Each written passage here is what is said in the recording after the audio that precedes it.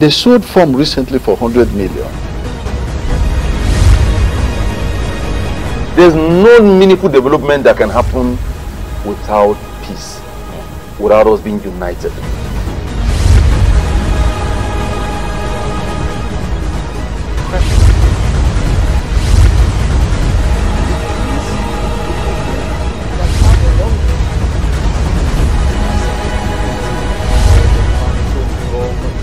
Arrest all unregistered vehicles. I think we have shown the depth and breadth of talent in our Conservative Party. Because you want to prevent a situation whereby that powdery substance will be flushed immediately.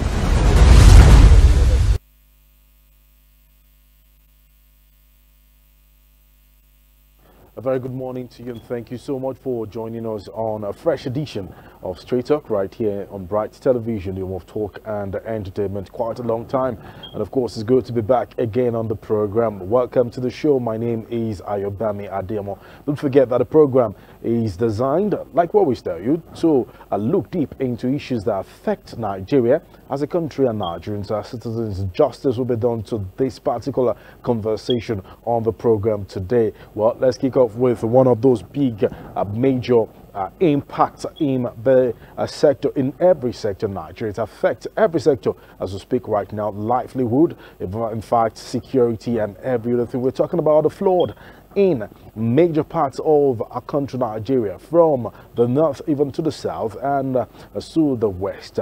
It's all over, and it's affecting some communities in our country, Nigeria. We'll just take a quick look at some particular areas. Bayelsa is one of those particular areas that has been affected deeply. Don't forget that Kogi, Lokoja is also part of that. Lagos State, Nigeria, is also being affected by this particular flood, and Delta, among other states that are affected with this particular flood. With this flood, many experts have talked about the impact that it will cause in the livelihood. In fact, food security will be one of those major things. And in Nigeria today, the fight against oil theft, oil spillage, and many other oil challenges is one of those things. But with a flood that is all over the place, how do we sustain ourselves as a country?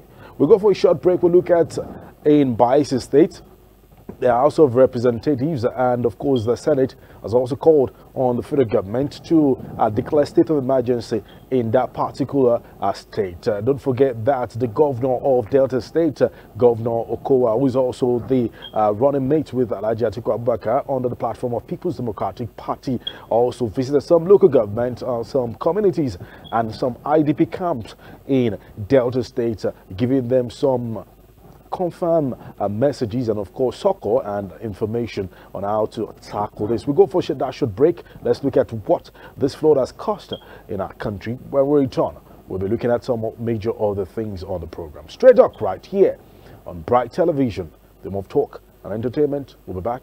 Don't go away.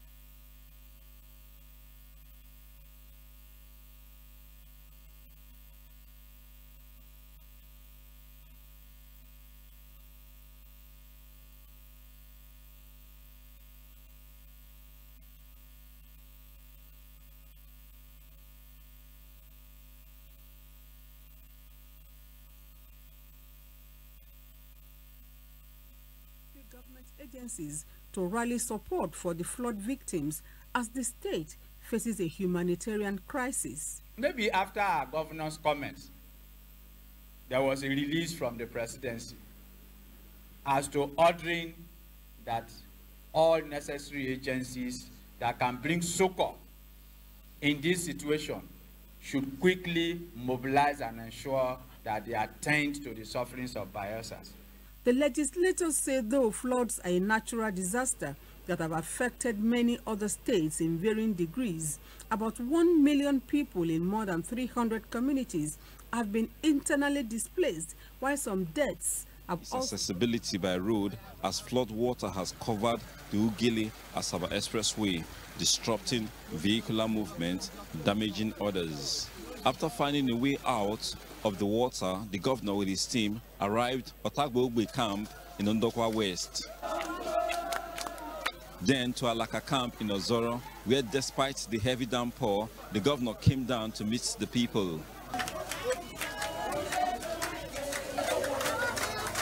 Dancing in the rain, the people cheered the governor who have provided succor to them after the flood displaced them from their homes.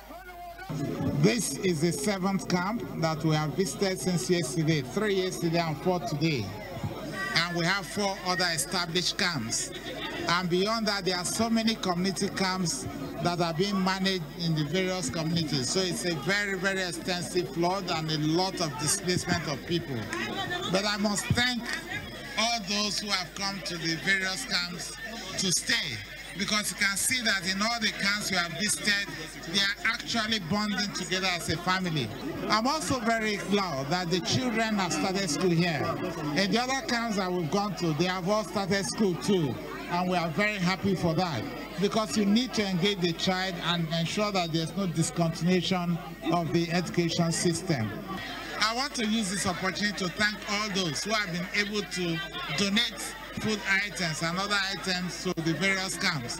And I call on all Deltans and even non-Deltans who live in Delta that they should come forth and support. Whatever government is doing, it's necessary to support them. And I think that there is a need to do that. They may be living in this temporary accommodation, but they have found way to be joyous as Governor Okowa disclosed that it will be party time for all IDP camps this week. Tell you for a fact that this election is between... They showed form recently for 100 million. There's no meaningful development that can happen without peace, without us being united.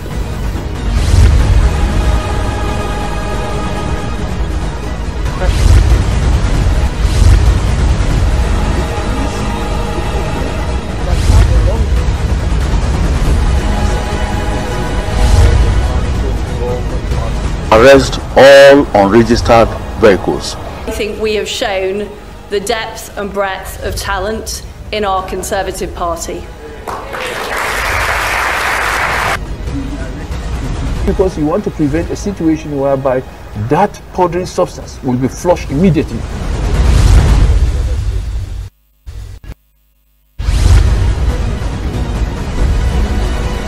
Tell you for a fact that this election is between... They showed form recently for 100 million. There's no meaningful development that can happen without peace, without us being united.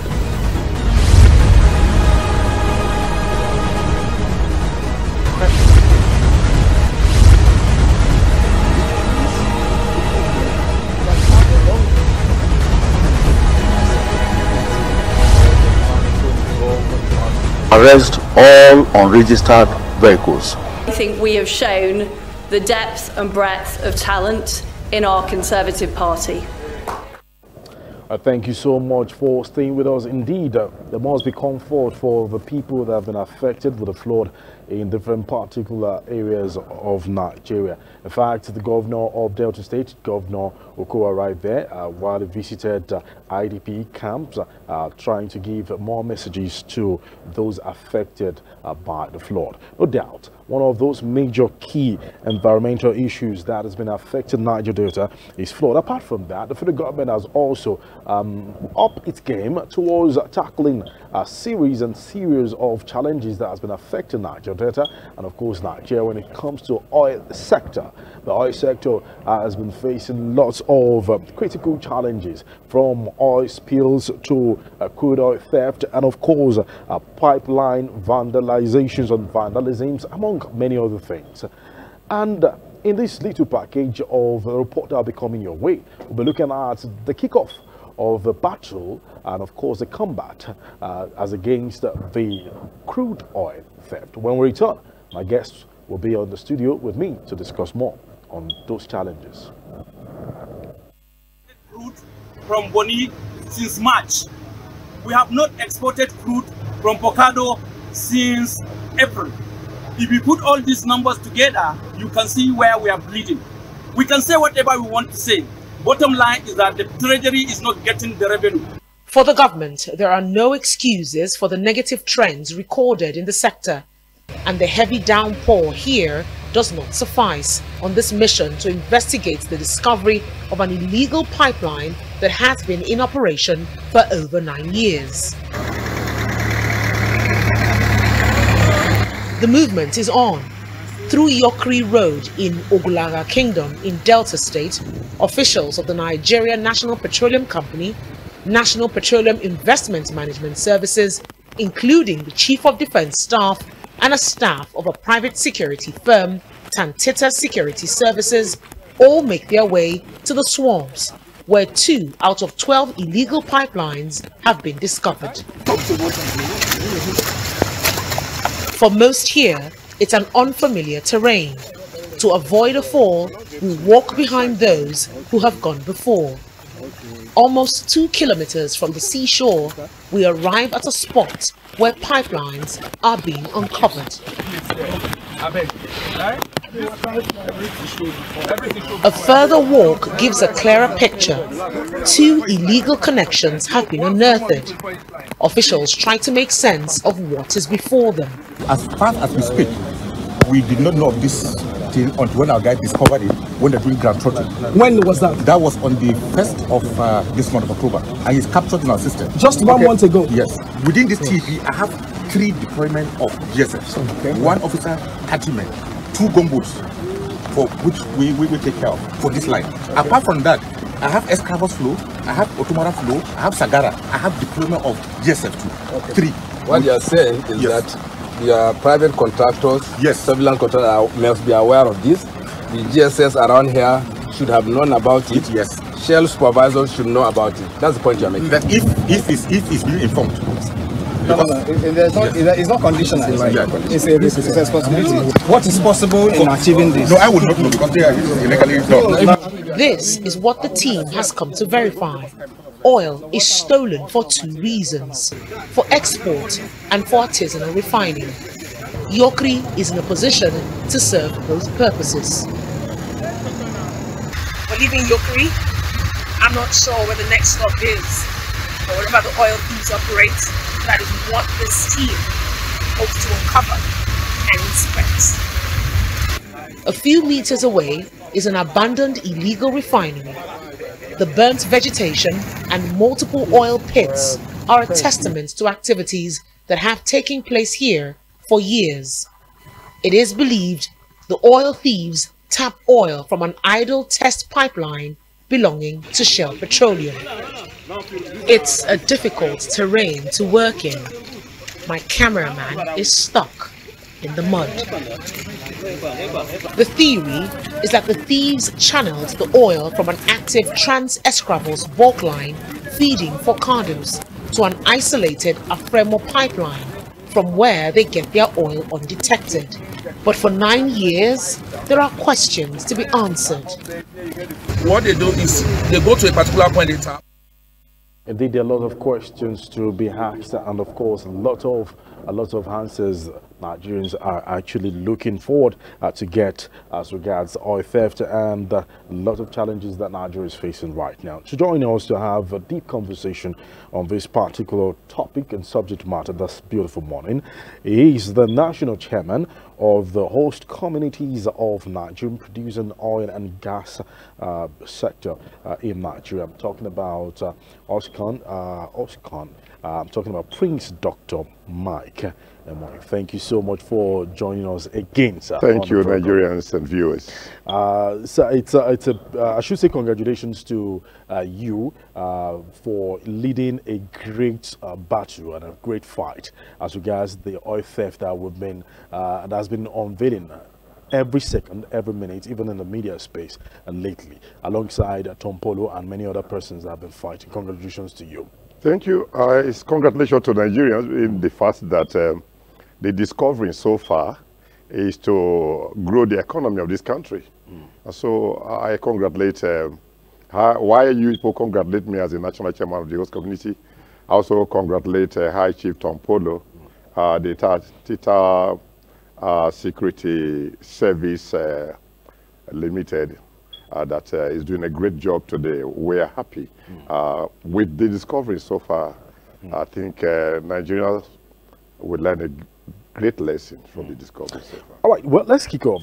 Before we actually got the footage of the oil theft and everything, we know that Nigeria is facing a critical situation right now, talking about the flood in different communities. The host community is also facing it. I do know Bayelsa, Delta, like we saw in the footage where Dr. Okowa was there to console those people at the IDPs. What exactly is the situation right now? Well, it is naturally unfortunate, the flood. It has never been in the history of the Niger Delta the kind of odd experience that my people are suffering, are experiencing now. My personal building has been overtaken, covered up with the flood. So my community, Olomoro, in Isoko South, Ole, and so forth and so on, everywhere is overflooded. It is naturally unfortunate that we are victims of circumstances of the fraud, of gas flood, industrial pollution, environmental degradation, and corrosion, and so forth and so on. So I think the Niger Delta has become a zone of odd, and I sympathize with the governor of Delta State making an appeal to people to come to the aid of the suffering masses. Well, I think that God gave us what can actually take care of the people. It is naturally unfortunate this disaster that are occurring in the Niger Delta, the flood and so forth and so on. Well, we take it by faith. Well, the host community should definitely have plans to deal with everyone affected with the flood. What are the plans? I think the host community, actually, we do not have any plan to deal with the situation at hand because we've been victims of circumstances. What can we do when we don't have access to the crude? What can we do when pollution is everywhere? What can we do when 30% is taken away from the host community? What can we do when 3% PIA is not implemented? What can we do when we agitated for pipeline surveillance security and we're denied? What can we do? We agitated for licenses for modular refinery, we're denied. What can we do? So we, the landlords of the oil companies who host the IOC and the NOC, we're just victims of circumstances. We watch. While we are watching, we see people cutting away the crude oil. While we are watching, we see our children breaking the pipe. While we are watching, we see our children operating an illegal refinery. What would they do? Because they have no choice. They have no work. And they have been neglected. And so it's just a survivor of the fittest. So we, the parents, all that we can do is to appeal to the federal government. And we've cried to Mr. President, we cried to Minister of Petroleum, and so forth and so on. Our committee were set up to look into our agitations and our struggle. Up till now, 1 year, 2, 3 years now, we met with Mr. President one-on-one, and he promised as a father to look into our cries. And up till now, we are still waiting. It is painful, naturally unfortunate that 30% derivation, as it is enshrined in the exclusive legislative list, based on the 1999 amended Constitution, Section 162, Section 2, that 30% derivation belongs to the host community. What can we do when it is not given to the host community? There is no law that stated that 30% should be given to any state governor. But the state governors will take the money, and they never contact the host community, never consult the host community. The oil company will not consult the host community. The government will not consult the host community. That's the cause of all this chaos we're having. So homiletically, if we look at the cause, the consequences, and the cure, then we go back to the host community. Well, a lot must be talked about concerning the cost, and of course the consequences, which will fall back to the host community. But I want us to take it one after the other. You know, while talking, you said, what can we do? We keep looking, and Nigerians will want to wonder, why do we have to look? We should make some moves and take some measures. But let's look at the challenges that the community is facing, or the oil sector is facing, which is also a major one for the host community. Now, oil spill in Niger Delta is a major issue when it comes to even the livelihood of the citizens and of course the indigenes of Niger Delta. What exactly is the host community doing as regards this? The host community is a weeping community. It is almost becoming the banking dog that does not have teeth to bite. What can we do? I want to repeat this. In terms of oil spillage, as I'm talking, 4 times this year, oil spillage occurred in Bodo.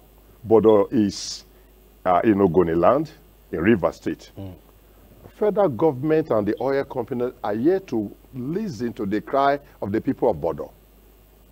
And these are oil spill. 4 oil spill now. And they are crying to me as the national chairman. Please cry to the federal government. Talk to the federal government. The federal government would listen. And it's on the table. The presidency will listen. And now, about 2-3 weeks now, Shell came to Bodo to see to water what is on. And nothing has been done.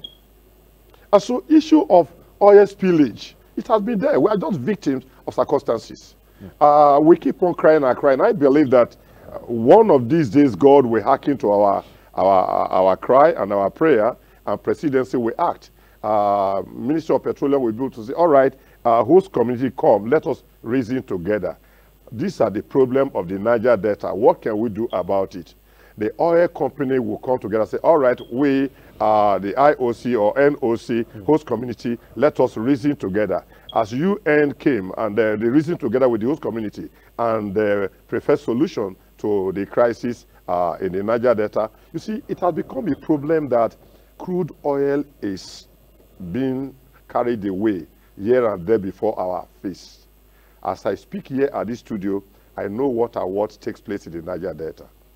The number, the syndicate who are involved in oil thefts, those who are involved in illegal refinery, those, I'm not blaming them. They are saying illegal refinery, but they are refining the product, the diesel that people are, if not, most of the hotel will have folded up. Just what happened to energy. These boys are trying on their own, although it is illegal in the sense that they don't have the permission to tamper with the crude oil. And they're not certified. They're not certified to run these particular. And then they have nothing to do. The 4 refineries in Nigeria are not working. New refineries is not being put in place. The old ones are not being reactivated. And then these boys have the technology on how to refine this product, and they can see the product, and they have no job. That's why they are tempted with that. Not that they really want to be criminals. And so I want to say that where we are now is, I'm worried. The traditional rulers are worried. We, the leaders of host community, we are worried. We are troubled with what we are seeing. The destruction of the ecosystem. We are worried with the pollution of the air, industrial pollution. We are worried with the degradation that takes place in the Niger Delta. And if we are worried and there's a problem, and it's not affecting Nigeria as a country, within 1 to 50 nautical miles, who owns the barges? We are aware. We are worried. We know who owns them. Those foreign buyers who come with the bigger vessels, they are there. And then Navy are aware. Nigerian Army are aware. And then the Joint Task Force, JTDF, are aware. And then the police are aware. And if cost not taken, they will be the first people that we need to accuse. Because before my very eye, as of my age, I will tell the whole world and Nigeria the bitter truth. The truth is that the Army, the police, the Navy, they are aware and they are involved. Before my very eye, I will see them escorting trailers. And the boys will settle this, settle this, settle this. This is destroying the economy of this country. It's also destroying the ecosystem of my people. And so this is why we are worried. We know the problem that is going on. And the boys are not happy that they were redundant, not happy that they graduated from school, there's no job. They're not happy that the foreigners and the cabal, the cartels, the CDKs are making use of them. But they have no choice. But I think that if federal government will say, all right, host committee come together, settler, the oil company come together, IOC, NOC, HPDC, NNPC, let's come together and reason. This country belongs to us. Let's see what we can do. I can assure you that the economy will grow speedily. Well, as a representative and, of course, the national chairman of the host community, you've said that with your 2 eyes, you've seen activities of the military as regards to this oil particular theft now. The military have come out, they've not once, not twice, to say that they don't have anything to do with oil theft or spillage in whatsoever manner. And just recently, an exercise was carried out. Many Nigerians also criticized the measure at which that exercise ended. The vessel that was apprehended and eventually burnt without proper investigation. Will you say this is a normal way or a good procedure to go about this particular issue? Let me remind Nigerians and the whole world that when the issue of Boko Haram, kidnappers and henchmen and so forth and so on was the common practice in the north, the army were there. The Nigerian soldiers are dogged, brilliant, combatant army. But the government does not actually empower them to do so. But just of recent, federal government have woken up and the army has woken up. And federal government have purchased some of the jets with which they can comb the area. Who are the Boko Haram to stop federal government? Nobody, not in this country. But these were enemies of this country. But now that army has woken up, federal government has woken up, we can get the good result. The same thing happened in the Niger Delta, that Tantita came up, the Tompolo security company.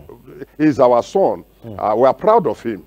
And the federal government called upon him, and he came up, and it was Tantita Security Company Limited that discovered that vessel, and cry onto the Joint Task Force. And they apprehended the vessel quite well.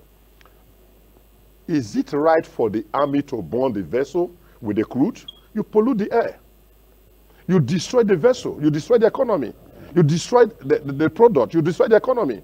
And so they're supposed to bring on board who owns this vessel, who were those that were involved in it. And then the vessel should be seized, confiscated, and then remove the crude and sell the crude, not polluting the air. It was not even the army that did the arrest. Now, as I'm talking, the army has woken up in the Niger Delta. And when federal government means a thing, they will get the result. Now that federal government, the army has woken up, both the Navy, I was in Baramatu 2 weeks ago. I was in Okboroza within 2 weeks ago. I spent about 3 days with Tompolo and with the king, who welcomed me and others. I led traditional rulers to the place. I led leaders of host community. We are happy with what we're, because federal government can give our boys the support now. And then they can tackle those who are involved in bunkering. They can tackle those who are involved with illegal refinery, because the federal governments are woken up now. And I think that they will do more if they can transfer all those who are in the South-South, all the Navy, Army, Air Force, police, transfer all those in the South. Don't sack them. Don't terminate them. You're not satisfied with them being there? Yes, transfer them and bring in inject new blood into the system. If we really want to tackle the issue, we the leaders know who and who is involved without being told. DSS is out of it. I want to repeat. Politicians are out of it. Traditional laws are out of it. But businessmen, they are fully involved, and we know who and who is involved. The oil so why is it company so cannot if we know who the are oil involved, company cannot tell us that that an illegal pipeline that had been in operation for 9 years and they were not aware? It's a lie. They were aware. The oil company know the production quantum they produce in a week, in a month. So why is it so difficult to monitor and to raise this alarm? It's a situation where the oil company dictates to the power that has been. I can remember what happened when we were pursuing PIB for 13 years, and the role that the oil company played before it manifested to PIA. Now 1 year, 2 months have gone now, and the oil company are still controlling the issue of the PIA, not the host community. The PIA have to do with the host community, 3% trust fund commission. So but the host community does not stay now the oil company has bypassed the host community, met with some few traditional laws, some few president general, without the host committee that made paper presentation for 13 years at the National Assembly. I remember when they fought me and beat me up at the National Assembly before the PIA was passed into law. And that's the situation where the oil company, because they are business-minded people, they will not listen to the host community. The federal government will not listen to the host community. These are the host community. If you want this thing to work out, get the host community involved in pipeline surveillance, get them involved in terms of But the host community is part of the surveillance. We are part of this. No, how? For instance, you just mentioned your son. For instance, I train over 6,000 Niger Delta youths on security, pipeline surveillance, on intelligence security, to be informant to the government. But when the government will not pay anybody, the government will not give the contract to anybody. Those who they award the contract to their cronies, who will bust the pipe and they will repair the pipes. They know the terrains. And so this has been the problem. And the boys are ready. Somebody will use that to bore the pipe. Somebody will use that to repair the pipes. Those people own the equipment.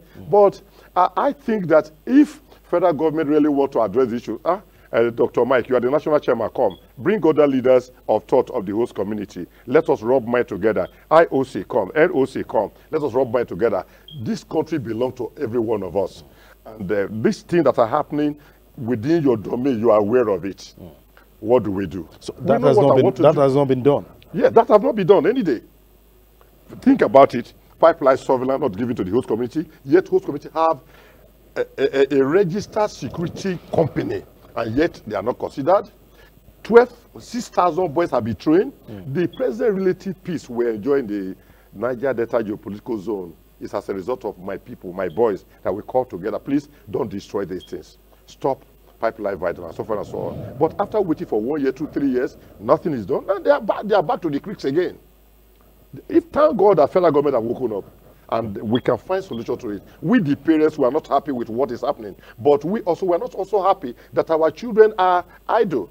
We're not happy that foreigners are stealing our crude oil away. We're not happy with it.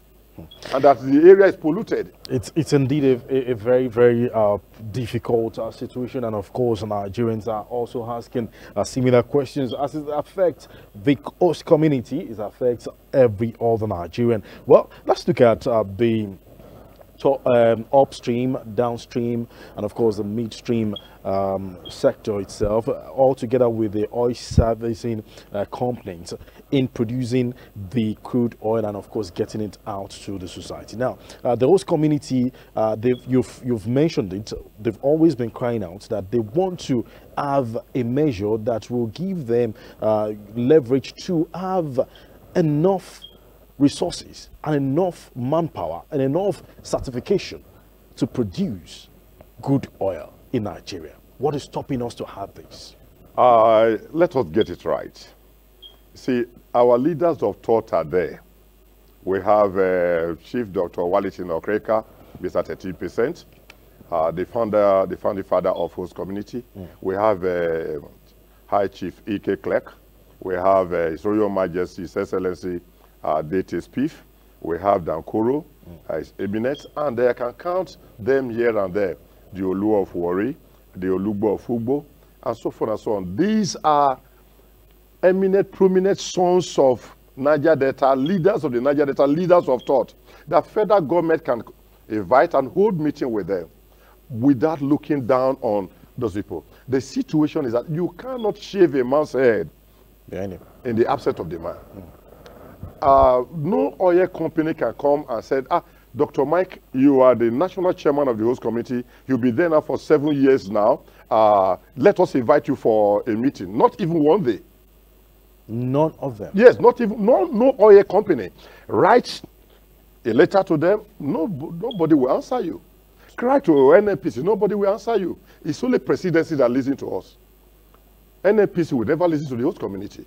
The oil company will never listen to the host community. Why is the relationship like that? And so with this kind of relationship, that is not palatable. There should be a marriage of understanding, with understanding that we can come together as, okay, you are the landlord. 30% derivation belongs to the host community. Give it to the host community. There will be peace and development in Niger Delta. Over 6 trillion, not billion, over 6 trillion of 30% derivation has been released to the Niger Delta governors. What do they do with it? In fact, let me say this, and APC should hear this from me. The presidency should hear this from me. As of my age, I should be able to say the truth. This is the only government of APC that I see that empower their opponents. How can you give 30% reservation, about 50 billion every month to PDP governors? How do you want to win an election in the South-South? They own the money. Politics is capital intensive. And so, give what belongs to the host committee, remove it from the hand of the governor. Obasanjo made a mistake. He gave it to the governors. Yes. He later revised when he established the Socio-Economic Council for Coastal State and said, please go and give some money, some percentage to the owner, according to the law. The governors of Akwa Ibom, River State, I can count them, up to today, they are yet to establish an oil area president development commission in favor of the host committee. So the governor is in charge. The governors even those that did establish the super deck and so forth and so on, they appoint their cronies to run the place for them. And so I want to apportion blame to APC a little. The little blame is that APC government should remove the 13% and from the hand of the PDP governors, and give it to the host community. Is it the PDP governors or the governors? The governors of the PDP, is the governors of the opposition state. But Obasanjo gave it to the governors of PDP. And when we cried out, we agitated for it, we struggled for it. That was what kept the Niger Delta that was boiling by then. And eventually Obasanjo said, all right, A.K. Oxford, you be the chairman of the Socio-Economic Council for Coastal State, rub mind with the governors and with the host community, which we did. And we agreed together that commissions should be established. But since then till today, that money is still in the hands of the governor. APC presidency should remove this money from the PDP governors and give it to the host community as the law specifies, based on the 1999 amended constitution. And then let's come back to 3% PIA. 3% plus 30%. We are talking about 16% now. So all we go to the Niger Delta. No 10 kobo go to the host community. It all goes to the hands of the politicians. So the problem we're having, politicians are hearing me as I'm talking. The problem we're having is not the lecturers. It's not the businessmen. The money is in the hand of the politicians who are not investors. They will carry the money out of the country or hide the money in one place to the other. Now campaigns have started. Money will start flowing all over the place. So when you pay a senator, please, Mr. Senator, don't be annoyed. As Senate President, I respect you and the deputy. When you pay a senator over 10 million a month, 13 million in a month, how much salary do you pay a professor? How much do you give to the host community? And so the issue is that we don't have the crisis we're having when the army were in power and when politics came on board. So let us treat this issue. Politicians and the host community and contractor what can we do to bring a better Nigeria and to grow the economy. I'm not happy that oil theft is being carried out, illegal refinery and so forth and so on. No reasonable, sound-minded father Nigeria will be reasonable, will be happy with that. I'm not happy the fall of production quantum. No, I'm not happy with it. Let us increase the production. But if that is to take place, then we must come to the table of dialogue, then we must reason together, then we must have regard for one another, we must think about what happened to the NOC, the IOC. For instance, just of recent, marginal feed where licenses were given out. None was given to the host community. All my traditional rulers, they are my fathers. Till today, none of them have an oil block. Then talk about our businessmen in the South. None of them import crude or, refined product or export crude. Now, think about my governor who have borrowed 150 billion. To do what? Leaving office in the next few months. And through the House of Assembly, you borrow 150 billion and use the super deck to stand as collateral. Use oil money to stand as collateral. To do what? Is it to invest into farming? For industrialization? No. This is the problem we're having. I want to plead with our governors, please. No governor attend host committee, neither listen to the host community in the whole South. Show me a governor who will say, host committee, take this office, or take this building, or take this vehicle. No. So they are the cause of this issue, the greed, corruption. We need to fight this together. It will not continue. It must stop one day. We must join the federal government, presidency to fight this corruption, these anomalies, and correct all these odd and evils. Indeed, a very intense one, and of course, the conversation is still right here on Bright Television, the home of talk and entertainment, Straight Talk. As you have my guests in the studio with us, the national chairman of the host communities of Nigeria producing oil and gas, Prince Dr. Mike. And thank you once again. But before we actually get to end the program, indices and indications, in fact, statistics do show that over 200 foreigners have been kidnapped in the Niger Delta. More than, in fact, have been kidnapped in the Niger Delta, if not recently, when the Nigerian Navy has been able to control the attack in so many other ways. What are the measures that we can use in curbing kidnapping, and of course security issues that affect the host communities? Issue of security is a national issue. I can still say that the safest geopolitical zone in Nigeria today is the South-South geopolitical zone in terms of security. The kidnapping, the Boko Haram, the henchmen, and so forth and so on, is lesser in the South-South. And when you talk about issue of insecurity, robbery, is less in the South-South. But that was the headquarters of kidnappers, headquarters of armed robbers, and so forth and so on before. But today it has changed. Our boys have, instead of kidnapping and stealing and driving away foreign technical partners, let us deal with our crude oil, not deal with illegal refinery and find solution to diesel, find solution to so forth and so on. So they deal with the foreigners directly. I want to say that the dealing with foreigners, that was a old story, not at present, not at moment.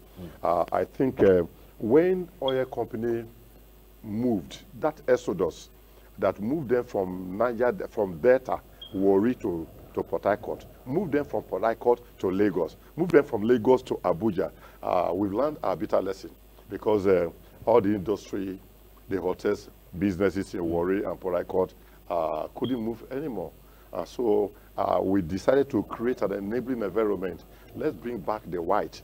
Let's bring back the foreign technical partners. And that's what we are doing now. And I think that so soon, with changes and with the present step that the military have taken now on security, I think the Niger Delta and Nigeria as a country will be safe enough for foreign technical partners to come to invest in.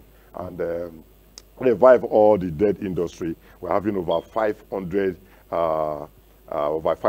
industry that are dead today. I think somebody will wake them up. Issue of kidnapping white foreigners, that era have gone. That is not common again in South, and even in Nigeria, all that will be a thing of the past. Boko Haram and all that, they are just challenges to the federal government, but federal government is equal to the tax, and all that will be a forgotten issue. Well, a lot to talk about, and many people will not definitely forgive me if I don't talk about the subsidy removal and subsidy retainer when it comes to the oil and oil sector in Nigeria. I want a quick reactions from you. Fuel prices, it's of course. See, I believe that Mr. President, being a very, very well-disciplined man, Nigerians will agree with him. He's a well-disciplined man. He wouldn't just take action anyhow. He will not leave office with the odd history of removing subsidy. I mean, the hardship on Nigerian faces is much. Look at the fraud. And then removing, what do you remove the subsidy for? So far, so I think that we should look at the federal government presidency should look at solution to it. The solution is that let us revive our refinery. Let Dangote refinery kicked off. About 5 modular refineries are on now. In New Lugbo, there is one in Imo, there is one in, I can count them, these are modular refineries. Give them crude, let them refine. That's what I'm saying. Let's find solution. Let there be more modular refineries. Let there be more refineries. I believe that if federal government revive the 4 or build one more, and then give more free hands waiver to foreign technical investors on modular refinery, issue of importation will become less. The valuation of our currency will become less. We are just consumers who are not producers. That's the problem we're having. Let us be producers.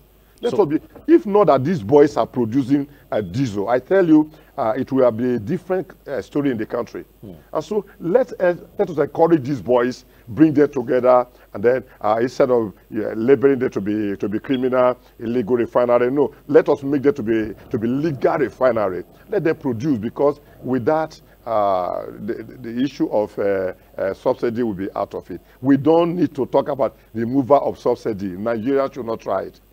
Please, nobody should try it. We should not remove the subsidy. No, they should not remove subsidy. Leave the subsidy there, find solution to it, and the solution to it is to go into production. Some people have said we should remove subsidy and put probably to education. Maybe that will also help. No, that will not help. All right, well, that's a great conversation, and of course my guest has been looking deep into lots of issues, especially issues that affect the host communities of Nigeria producing oil and gas in our great country Nigeria. Been a chance to have a deep conversation with the national chairman of host communities of Nigeria producing oil and gas, talking about Prince Dr. Mike. And thank you once again for joining us on the program. And we are truly interested in the host communities. We do believe that we'll have some great follow-ups so that we can also project the challenges, the achievements, and the great developments that the communities are doing right now. Well, that's the package on today's edition of Straight Talk right here on Bright Television, the home of talk and entertainment. Don't forget that you can follow us on all our social media platforms, Instagram, Facebook, and catch us live on YouTube. Make sure you get your TS, the TV decoder channel 102 and TS TV Africa. Like I always tell you, and I'll keep reminding you that when you play your part, I play my part, we have a better place called the Federal Republic of Nigeria. On behalf of everyone that has facilitated this particular edition and made it possible, we say a very big thank you. My name is Ayobami Ademo. God bless you. God bless the Federal Republic of Nigeria. Stay safe. Goodbye. Tell you for a fact that this election is between. They sold form recently for 100 million. There's no meaningful development that can happen without peace, without us being united.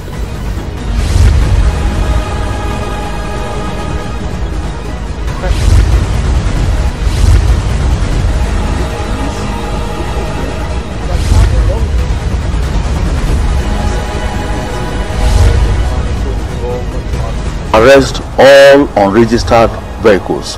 I think we have shown the depth and breadth of talent in our Conservative Party. Because you want to prevent a situation whereby that powdery substance will be flushed immediately.